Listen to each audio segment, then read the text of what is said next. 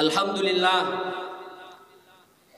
pada hari yang berbahagia ini kita semua masih dalam suasana Muharram. Muharram adalah salah satu bulan dalam hitungan bulan pertama dalam Islam. Muharram merupakan bulan pertama dalam tahun Hijriah. Hitungan pertama hijrahnya Nabi dari Mekah ke Muharram, dari Mekah ke Madinah, ditandai dengan adanya penamaan Muharram dalam Islam. Muharram merupakan salah satu bulan yang diagungkan dalam agama. Allah mengatakan dalam Al-Quran, A'udzu billahi minasyaitonir rajim. Bismillahirrahmanirrahim. Inna 'iddatasy syuhuri 'indallah 12 syahran. Sesungguhnya hitungan bulan di sisi Allah itu dalam setahun, kata Allah, 12 bulan. Minha, sebagian daripadanya dipegang oleh Allah, arba'atul hurum. Dari 12 bulan dalam setahun, dipegang oleh Allah, ada 4 bulan yang disebut dengan bulan haram. Ada 4 bulan naput bulan dalam setahun yang diistimewakan oleh Allah. Di mana bukti keistimewaannya? Ada hal-hal yang diharuskan, yang diwajibkan di bulan-bulan yang lain, tetapi diharamkan pada bulan-bulan tersebut. Salah satu ibadah yang paling agung, salah satu ibadah yang paling besar nilainya di mata Allah adalah jihad di jalan Allah Subhanahu wa taala. Sehingga dulu ketika Nabi Rasulullah sallallahu alaihi wa ala alihi wa sahbihi wasallam ingin menguji iman sahabat, Nabi menyuruh mereka itu, Nabi mengajak para sahabat ketika itu untuk berjihad di jalan Allah, terjun ke medan tempur sebagai bentuk pembuktian keimanan para sahabat, umat Islam, umat baginda Rasulullah sallallahu alaihi wa ala alihi wa sahbihi wasallam kepada Allah Subhanahu wa taala. Nabi ajak para sahabat itu berjihad di jalan Allah. Di situ nampak nantinya mana orang-orang yang betul-betul beriman kepada Allah dengan mereka-mereka yang bermental munafik. Di mulut mereka mengatakan mereka beriman kepada Allah, tetapi ketika Rasul mengajak mereka untuk berjihad, mereka mempunyai alasan yang banyak, mempunyai dalih-dalih yang banyak. Mereka mengatakan, ya Rasulullah, anak kami masih kecil ya Rasulullah. Ya Rasulullah, ini musim panen ya Rasulullah. Ya Rasulullah, kami ada acara ini, acara itu ya Rasulullah. Nampak di situ mana orang-orang yang bermental munafik, mana orang-orang yang bermental betul-betul beriman kepada Allah Subhanahu wa taala. Namun pada 4 bulan ini Allah melarang, para nabi melarang kepada nabi dan para sahabat, kepada kita semua umat Islam untuk berjihad, untuk bertempur. Kenapa? Karena Allah ingin memuliakan bulan tersebut. Yang mana ke-4 bulan tersebut, muwafaqah ulama mengatakan bahwa 4 bulan haram yang dimaksudkan oleh Allah dalam surat At-Taubah ayat 36 ini, 3 bulan diantaranya itu berturut-turut, Zulqa'dah, Zulhijjah, Muharram. Kemudian satu lagi terpisah, Rajab. Sehingga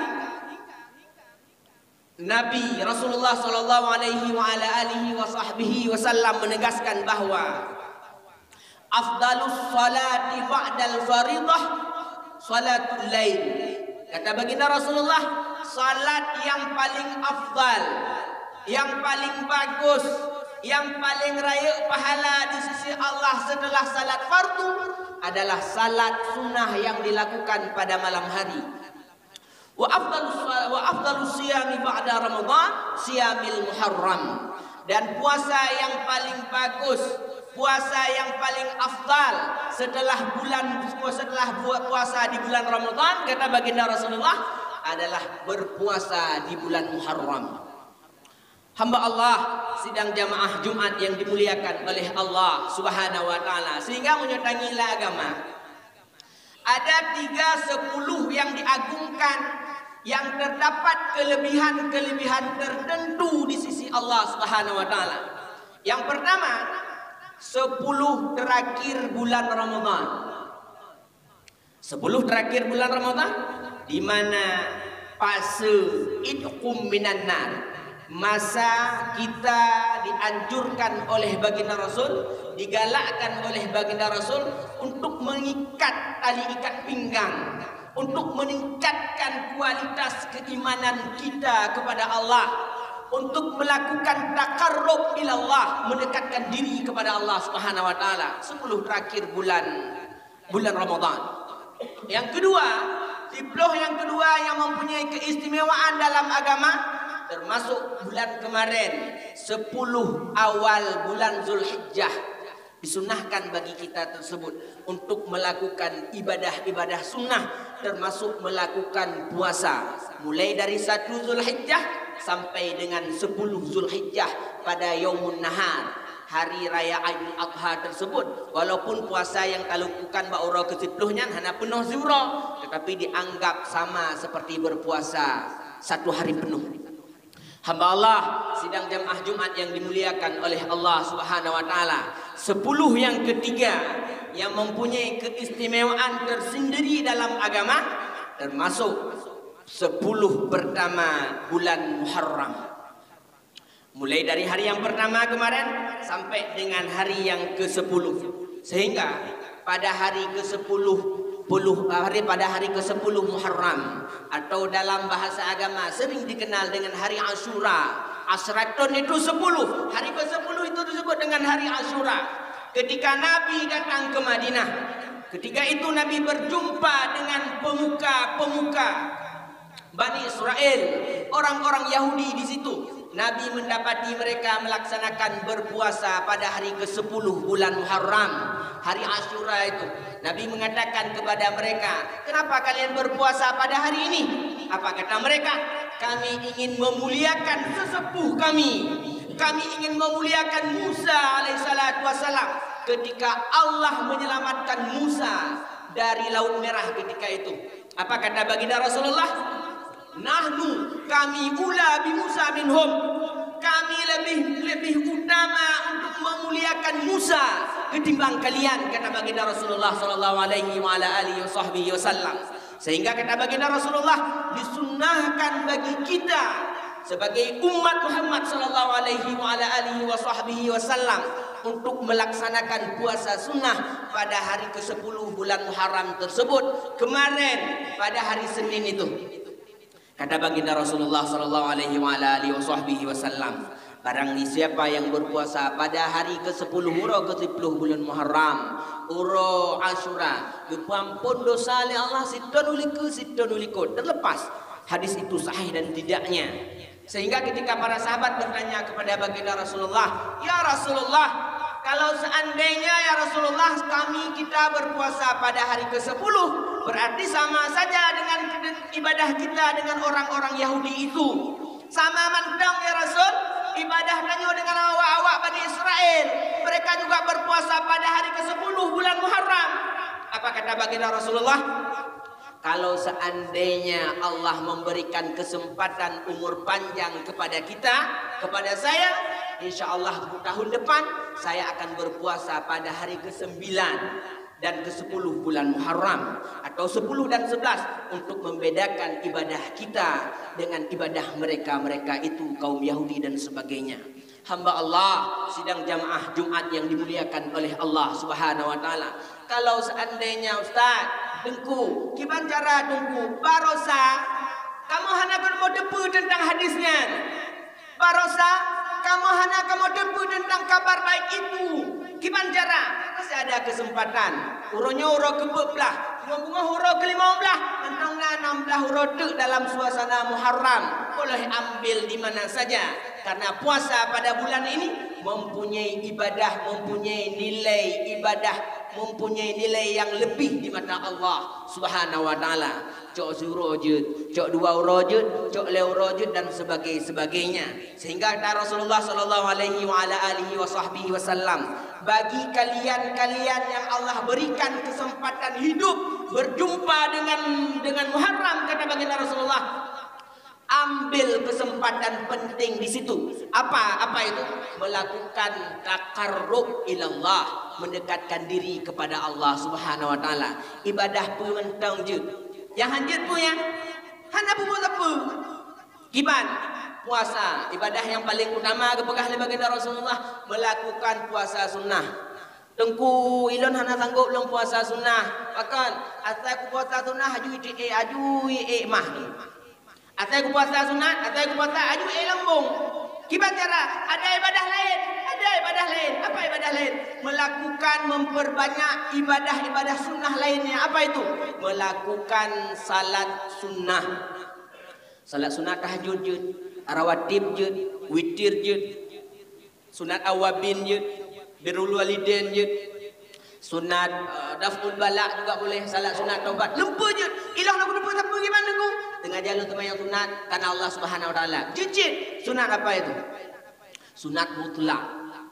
Oh ilo tunggu hana sanggup je sembahyang sunat nunggu. Munyo ku sembahyang sunat. Hanjut nunggu. Apa hanjut? Munyo gudang tre-tre berubah. Gimana cara? Ada ibadah lain? Ada. Boleh kata baginda Rasulullah, munyo hana sanggup cit sembahyang sunat, melakukan ibadah lain juga boleh. Apa? Masih banyak bentuk ibadah lain. Qiraatul Quran. Membaca Al-Quran. Bulan ini adalah bulan di mana kita digalakkan oleh baginda Rasulullah untuk memperbanyak membaca Al-Quran. Saya Ustaz bukan tak mau baca Al-Quran Ustaz. Atai ku buka Al-Quran lagi kenong ibawang begini. Aju tepi mata. Coba cara. Puasa enggak sanggup, salat sunat juga enggak sanggup, baca Al-Quran juga enggak sanggup. Gimana cara? Ada ibadah lain? Ada. Apa itu? Melakukan memperbanyak zikir kepada Allah Subhanahu wa taala. Terserah. Mengucapkan la ilaha illallah boleh, Allahu akbar juga boleh, subhanallah juga boleh, dan seterusnya. Karena kata baginda Rasulullah sallallahu alaihi wa ala alihi wasallam, saya sigo kalimat la ilaha illallah yang dibit dari babahran. Sigo satu kali kalimat Allahu akbar yang ditebit dari babah kalian itu ikhlas khalisan ilallah. Ikhlas karena Allah Subhanahu wa taala.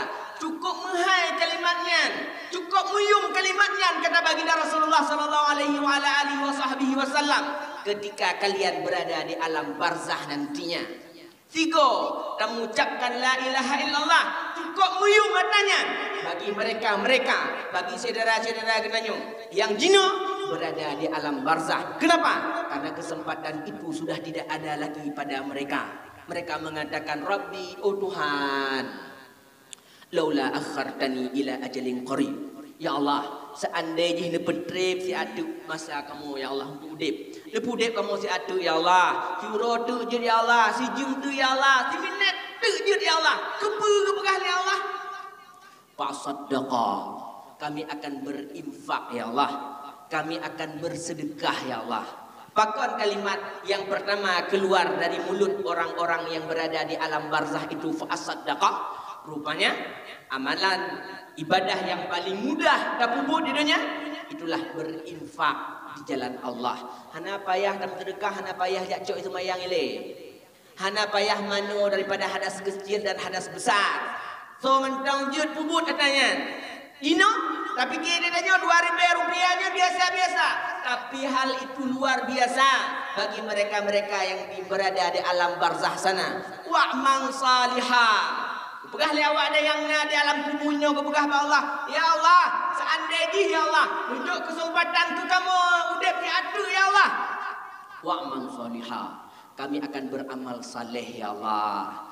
Nyan Quran yang akan kamu baca ya Allah. Rumah yang ngejuknya akan kamu infakkan, kamu wakafkan ke masjid dan sebagainya. Oleh karena itu hadirin sidang jamaah Jumat yang dimuliakan oleh Allah Subhanahu wa taala. Kita tanyo ledrat mandung tanyo masih ada kesempatan untuk melakukan itu semua. Kalau kita tidak mau mengambil kesempatan ini, maka kita akan mendapatkan penyesalan seperti apa yang disesalkan oleh saudara-saudara kita yang sekarang berada di alam barzah sana. Mudah-mudahan khutbah singkat kita kali ini menjadi sebuah iktibar bagi kita semua. Ambil kesempatan penting ini, kesempatan emas ini untuk melakukan ibadah, mendekatkan diri kepada Allah Subhanahu wa taala, karena kita tidak bisa menjamin bahwasanya esok atau lusa kesempatan ini masih berada di tangan kita. Mudah-mudahan Tanjung Bandung menjadi hamba Allah yang selalu taat kepada Allah Subhanahu wa taala. Amin amin ya rabbal alamin.